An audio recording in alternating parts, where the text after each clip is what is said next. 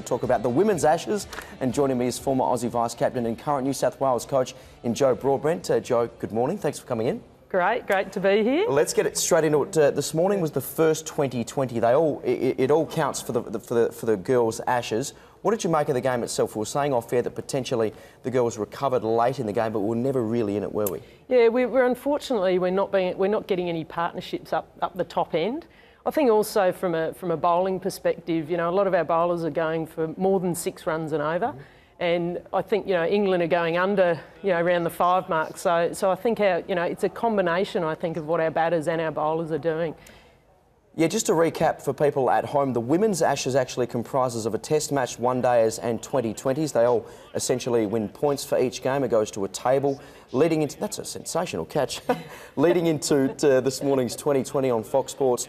The Aussies were 2 points behind England, so really needed the victory. England made 4 for 146 off their 20. We only lost by 15 runs, but really the girls at the end, led by Elise Perry and a few of the other girls, really added a bit of respectability, didn't they? Yeah, that's right. Look, I think the experience of Rachel Haynes coming back in, batting towards the end, finished the game off quite well with Elise Perry, but maybe another 3 or 4 overs and the girls might have been able to get those 15 runs, but in hindsight, they're 2 behind now. They've got to win the next 2 to regain the Ashes that we currently have. Only 4 wickets taken in the England innings, including 1 run out, so 3 wickets from the bowlers. Probably not enough, is it? Yeah, look, T20 cricket, you don't necessarily have to bowl teams out. You just have to restrict their runs. And I think from a whole, I think the fielding's been quite good, maybe a couple of missed run-outs. But on a whole, I've been really impressed with both teams, not just the Australian team, but the England team with the catches and the direct hits in the field. I think the skill level's been fantastic.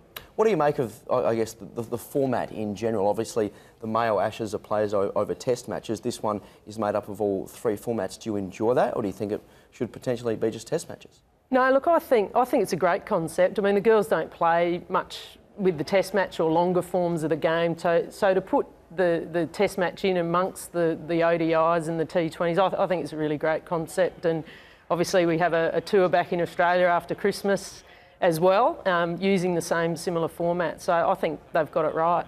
2 more T20s left for the Aussies to regain the Ashes. Can they do it?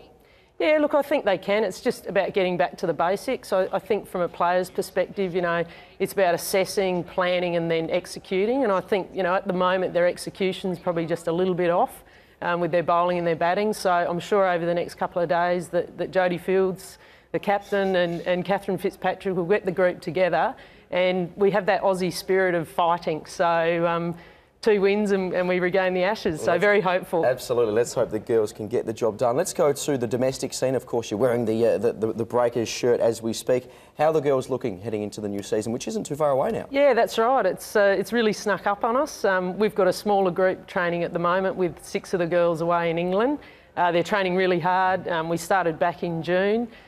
We did a specialist sessions throughout July where they focus wholly on their skills, and then we started with the turf nets early August. So we're looking forward to it. We've got some great games. We've got a quad series against South Australia, ACT and PNG coming up next month, which is really exciting, and then lots of games before we lead into our season. So the girls are looking forward to it. Just on that, you mentioned Papua New Guinea. I understand in April you travelled to Fiji, Vanuatu and Papua New Guinea on essentially a scouting mission.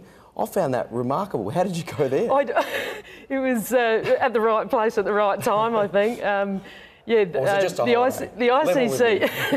There was a little bit of, R&R. little bit of R&R, but it was just a great experience to see how these countries operate in both male and female, and just the facilities that they're in and around. We get luxury here when you see what we saw, but the skill level was just fantastic. Their passion for the game was just amazing, and it was just lucky enough to be able to visit those 3 lovely countries. Yeah, what a coincidence. Very good stuff. Jo, as always, thanks very much for coming in, and good luck for the season ahead. Yeah, thank you very much for that.